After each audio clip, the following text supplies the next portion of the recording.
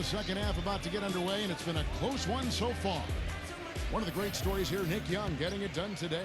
Well, in terms of his points in the first half, I mean, that's pretty much what we've come to expect out of him.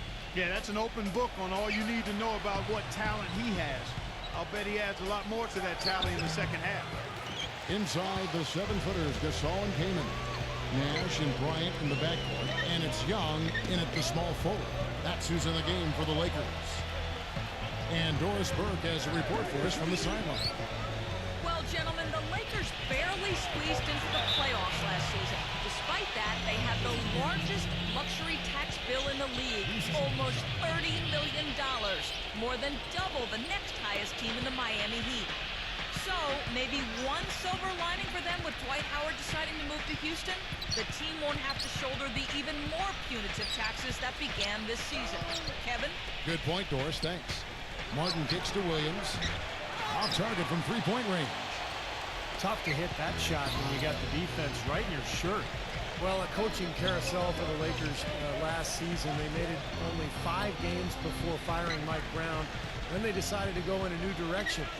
And, boy, they went through 3 different head coaches before all was said and done. They never really were able to gain that consistency they were looking for. And Kevin, he's got such a great focus as a shooter. He's a very frustrating player to guard because unless you actually block his shot, you are not going to get in his head and affect him. And there's something else on his resume that can't be overlooked. Just how many times he's taken over at the end of close games and carried his team to the win. And back to the Lakers' struggles last season. What do you think, Clark, were the main problems that, held them back from being the kind of title contender that they thought they were and a lot of people imagined they were? Well, how much time do I have? 3 or 4 shot clocks worth? I mean, I think there were a number of issues, as you might expect. Injuries played a significant role, but I think there was discord over how they should play, really no true identity. They were a big team trying to be small. Team without a number of shooters trying to spread the floor, older team trying to go up tempo, coaching change, and that transition. Right, yes. You had a lot of moving parts, and it made it very difficult for everybody, I think, and it showed in how the Lakers season went. That's a good assessment. Now here's Kobe. He's got 5. Nash outside. Back to Kobe.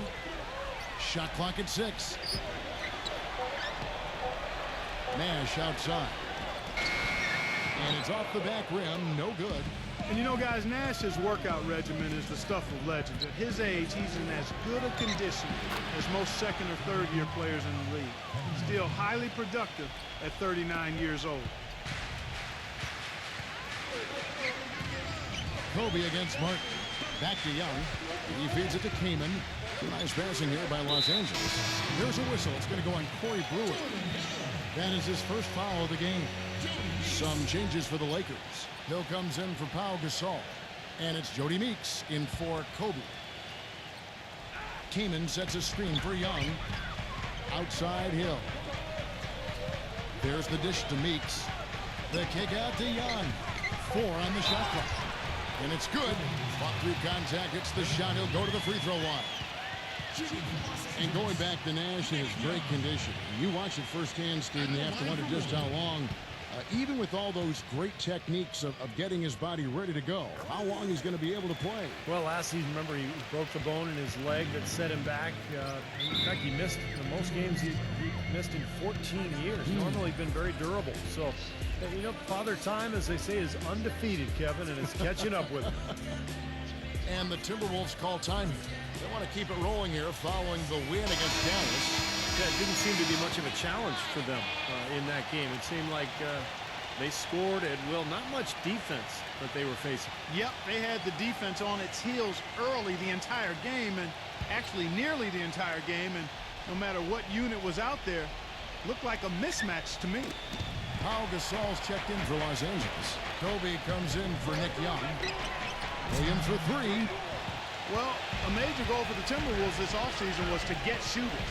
They had a big problem threatening teams from outside last season. Dead last in three-point percentage at just over 30%. And for the Timberwolves, no Kevin Love for the majority of last season. That really hurt their three-point percentage. They just didn't have that many options they could use to spread the floor for them. Yeah, the value of floor spacing and outside shooting is so important Rick Adelman's teams have always been really good execution-wise in terms of passing and moving and cutting. But if you can't shoot, it's tough to find those cutting lanes.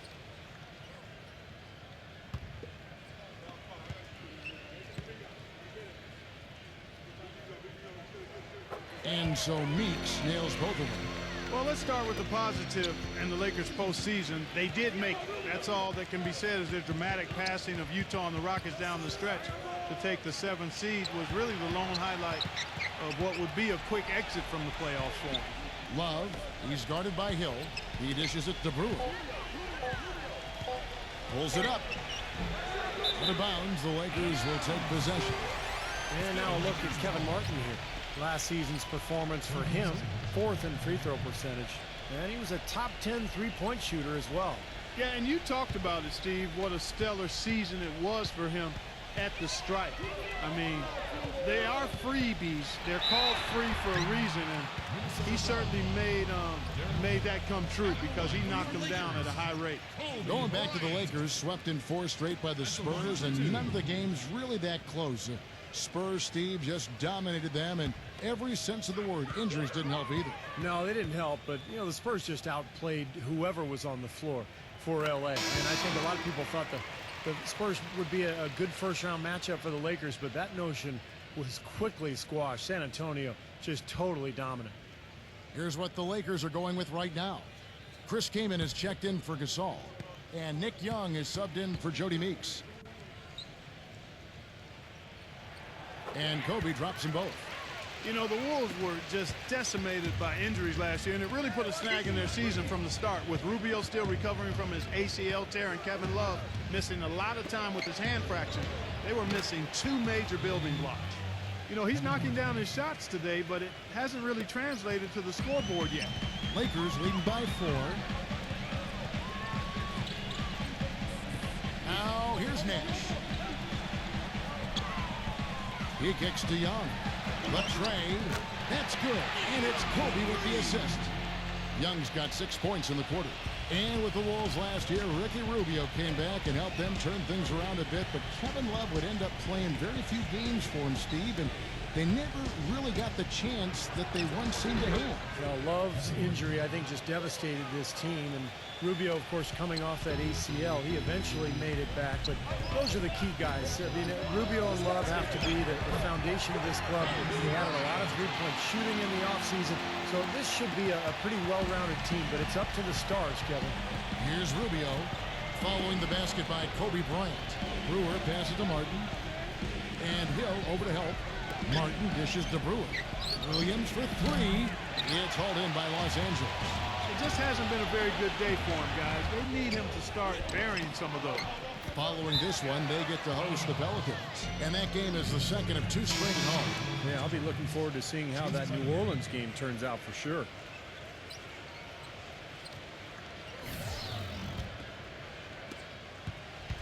And here we go now with Ricky Rubio.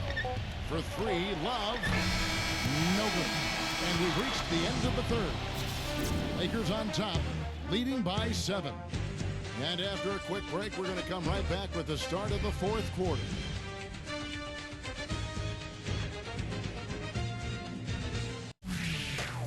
Tune in this. And the final period of play just about to start. And now we'll get a perspective here on how the hustle game has been going for the Lakers. Their high-energy defensive effort has paid off for them, guys, with more than a few steals over the course of the ballgame. The other thing they're doing, guys, is forcing turnovers and then creating points offensively as a result. All right, now a chance to set the floor courtesy of Gatorade. 4th quarter action, all fueled up and ready to go. So on the floor for Minnesota, Williams and Love at the 4 and 5. Rubio at point alongside Alexei Shved. And it's Budinger in at the 3 slot. It's off his leg. And the refs whistling a kick ball. The Timberwolves making a switch here. Brewer's checked in.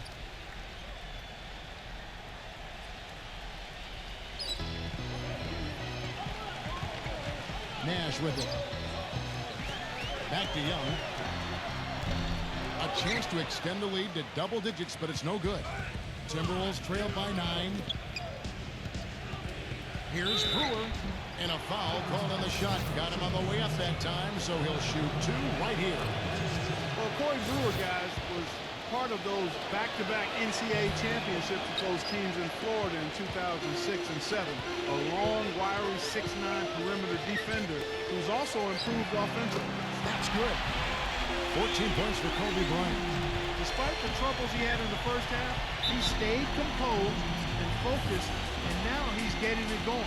Minnesota calls timeout. And going back to Brewer, the thin man, 6'9", about 190 pounds. Yeah, Kevin, he can struggle a little bit against stronger players, but he's really kind of found his niche on the perimeter.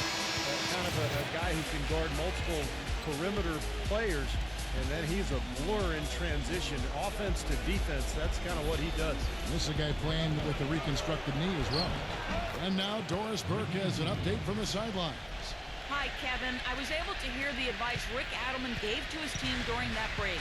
He got after them and told them to turn up the intensity, saying, "We've put ourselves in a corner, and now we've got to fight our way out. Show me what you have. Let's see if we've got what it takes, guys." For 3, Shved. That's in, coming off an assist from Rubio.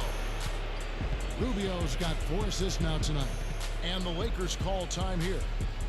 The short rest, very important for energy for the late game push. And refocus, Kevin. You got to take care of your body, and I think we ought to drink some Gatorade here too. I thought I noticed some slip-ups here the last couple minutes from your end on the play-by-play. Lakers leading by 8. On outside, out of bounds, Minnesota takes possession. Here's a look at the schedule for the Los Angeles Lakers. Following this one, they get to host the Pelicans. That'll be the latter half of this 2-game homestand. No doubt the Denver fans want to see the Nuggets take that game. Now here's Shved. The 3, and another 3 for Minnesota. That's pretty much been the norm for them. Getting their points off assists and great ball movement.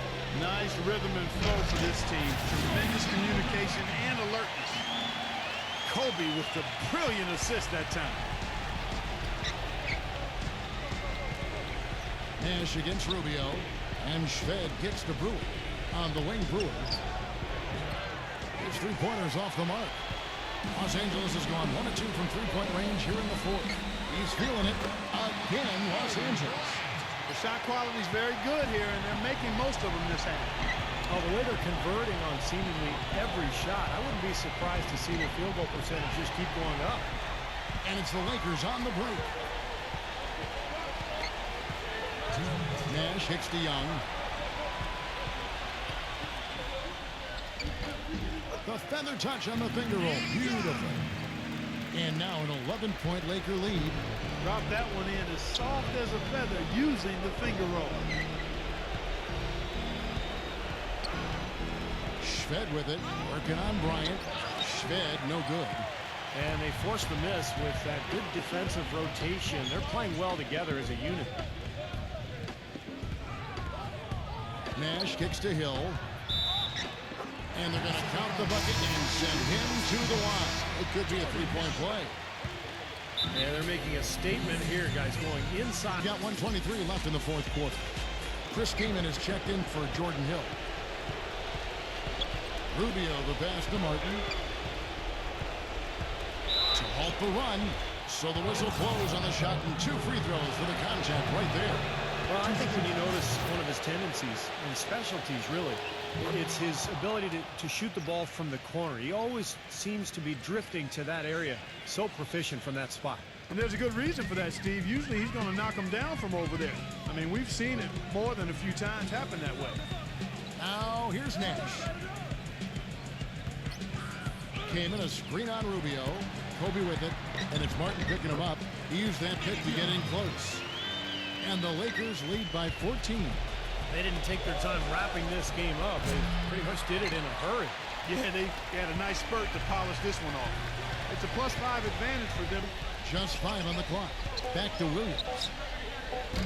And it's Williams again missing. And here comes Nash.